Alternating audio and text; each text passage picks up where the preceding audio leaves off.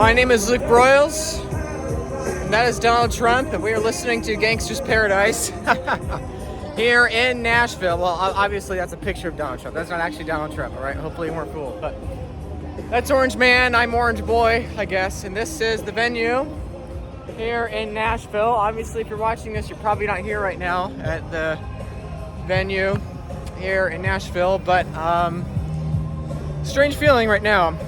To a certain extent, I feel like this is it. I feel like this is the beginning of a new era, and this is the end of an old era. This weekend here, I have really enjoyed traveling a lot, meeting a lot of you, a lot of high-quality Bitcoiners, high-quality investors, humanitarians, pastors, missionaries, everyday folks, doctors, oil rig operators, truck drivers, all of you. It has been an absolute pleasure to spend time with you, to meet you all, and become your friends. We've talked together, we've eaten together, we've dined together, we've cried together. We've not bled together yet, so, and hopefully we keep it that way. But it has been a pleasure. This conference I have also enjoyed, frankly, more than I expected. Not just because of the high-profile people here, but because validation. It has been very rewarding to me to meet many people here the last 3 days or so that have supported my work, that have donated to my projects, watched the videos, liked, subscribed, done all the things. It means the world to me, and ultimately it's validation to them, I think, that the presidents are here, the billionaires are here, the big money is here. And if you actually aren't here at this venue, the feeling, if you were at a former Bitcoin conference and you didn't make it to this one, I can tell you the vibe this year is very, very different. I don't know if you want to say better or worse, but it's just very different. Compared to last year, in my personal experience so far here, it is way higher signal and less noise than it was last year. And then additionally, and perhaps more importantly, the big money is here. A lot of very wealthy people walking around. You can tell, you can feel it. You see the private security guys everywhere. Money is here, and they're paying attention. Most of them have not bought yet. Most of them are on the fence. Most of them are still trying to get around to it. Frankly, most of them, I think, or many of them, I think, came at the last minute on news of Trump and Kennedy being here. But I think people are trying to figure it out. And I think we are leaving this era where it becomes normal to view Bitcoin as a tiny corner on the internet. I think perhaps literally tomorrow, you'll probably know.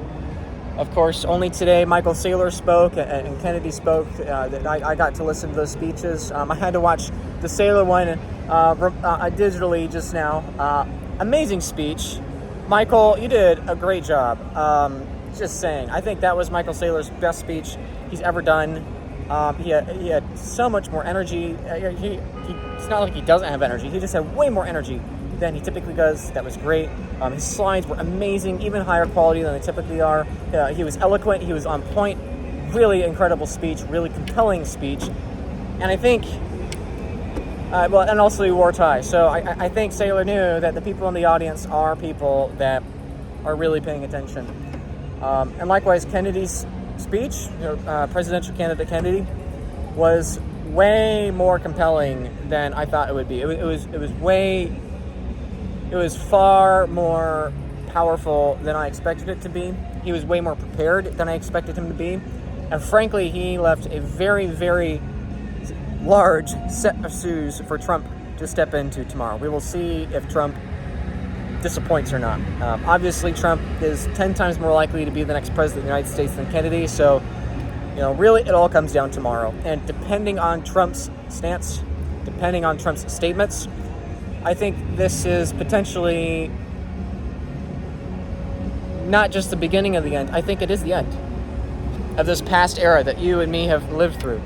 And so, to you people watching this that have gone through this era with me the last few years, I just want to say thank you. I just want to say I appreciate you. We have wonderful times ahead, probably chaotic times ahead, exciting times ahead, strange times ahead. But it's been a pleasure to share these last few years with you all. In case you didn't catch it, I guess for context, Kennedy said he wants the United States of America to acquire 4 million Bitcoin. 4 million Bitcoin. The problem with that, obviously, is that there are not 4 million Bitcoin left to be available for sale. Now, the reason Kennedy wants 4 million Bitcoin is very strategic. And I think there was a certain guy named Michael that might have told Kennedy to say the 4 million number. It's because the United States has approximately 19% of the world's gold supply, and Kennedy wants 19% of the Bitcoin supply. And a nice round number for that is 4 million. But again, the problem is there are not 4 million Bitcoin on exchanges. There are less than 2 million Bitcoin on exchanges. The all-time high for Bitcoin on exchanges was in March of 2020. And I remember in mid-2020, looking back in March 2020 and thinking to myself, what if that was the top? What if March of 2020, literally the COVID crash, what if that was the peak for all time of Bitcoin on exchanges? And now, really seems like it was. So yeah, the math doesn't add up. And my point of why I'm saying I think this is the end of an era and the birth of a new era is that we potentially could be looking at the next administration in the United States smash buying Bitcoin at spot price. 550 Bitcoin a day was Kennedy's plan until we reach 4 million Bitcoin, which is going to take approximately 20 years, maybe more like 19 or so, given the Bitcoin we already have in reserves in the United States or confiscated from the United States. So it's a multi-decade play, but ultimately that's more Bitcoin that are being issued per day. That's more Bitcoin that are being mined per day. And so I don't know if Trump's going to copy Kennedy or not. In the end, I don't think it matters. Even if Trump is an ultimate disappointment tomorrow, the Overton window has shifted. Companies now are announcing Bitcoin on their treasury strategies. Now, not only do we have Wisconsin, but my home state of Michigan having Bitcoin on their balance sheets. Granted, it's not always the custody solution I want, but the point is the narrative has shifted, and I think the world's about to get really strange for people that are not in Bitcoin. So I can't believe I'm here. I can't believe I've gotten to meet the people I've gotten to meet. Thank you all, if any of you are watching this. It's very meaningful. It is very strange to me to be sitting at tables with very, very wealthy people, very, very powerful people, celebrities. I'm grateful. Sailor invited me to, I was invited to a meeting with Sailor tomorrow afternoon. I think right after Trump speaks, actually. Which I had dinner with Michael last month, and let's just say that some things have come true that were discussed during that dinner. But otherwise, very intrigued what tomorrow's going to bring. I'm probably going to talk with a congressman tomorrow too. I've been meeting with some of the best lawyers and attorneys in the country the last few days, basically helping them onboard to the Bitcoin Advisor because basically they've expressed interest. And so now literally some of the best asset protection people in the world, or at least in America, are now a part of the Bitcoin Advisor. They're a part of this and helping us improve our service offering. And I am so grateful to you all.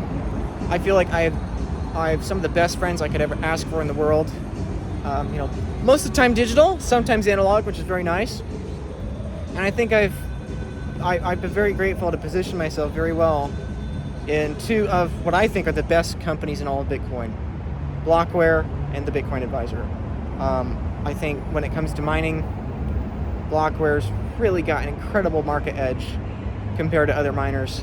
And I think when it comes to self-custody, multi-sig, jurisdictional arbitrage, all that stuff, I think Bitcoin Advisor is years ahead of the competition, which is not necessarily what I want. I wish others were copying us more, but anyway, my point in saying that is I am so grateful.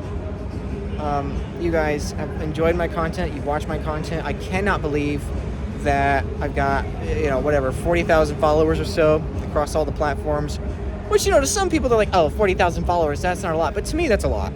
To me that's an awful lot, because that's 40,000 people. Okay, some people say, oh, you don't have a lot of followers to have 1 million followers. It's like, that's people we're talking about. Okay, this building here, right, this huge event, it was like, what, 25,000 people or so? It continues to just dawn on me, and I continue to reflect on the fact that this many people, for whatever reason, watch these videos, follow these videos, or at least have heard me speak for a few hours about Bitcoin, life, Jesus, health, and everything else, right? It's like, I can't believe it. Who am I to be the person here that you all listen to? It's an honor, it's a privilege, it's a responsibility, and it's why I take very seriously the things I say, the places I support, and sharing the things that I do in the way that I do it. So it's a huge honor.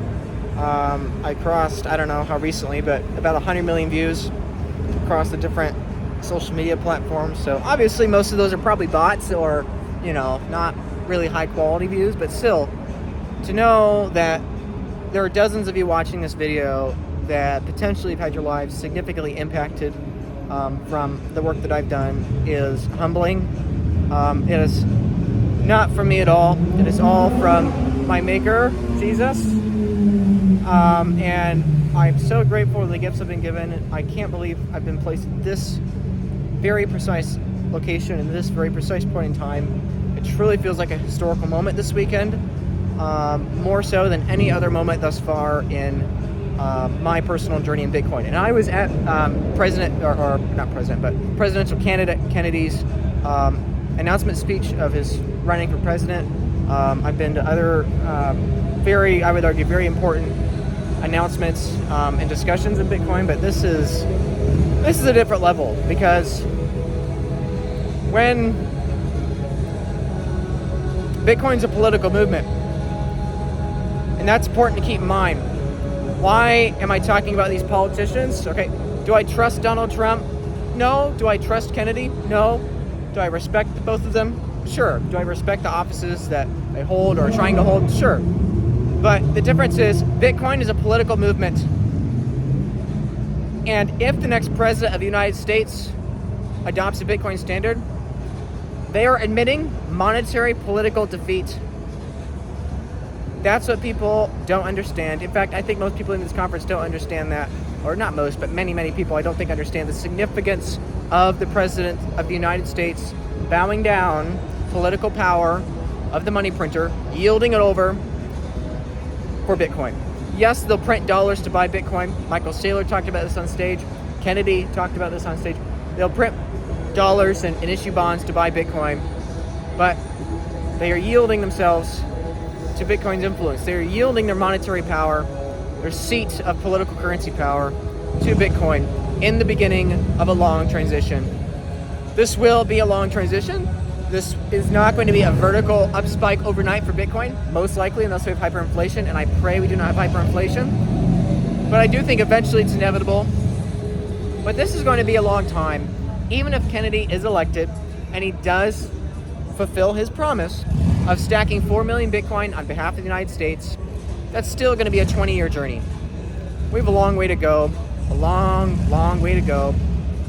And I feel that my personal life mission right now is to serve, to love others, to help others understand how to increase their personal prosperity, to increase their personal peace of mind, to increase their personal net worth, and ultimately, more importantly, increase their interpersonal relationships with themselves, with their families, loved ones, co-workers, and ultimately with their maker, ultimately with the one that created them.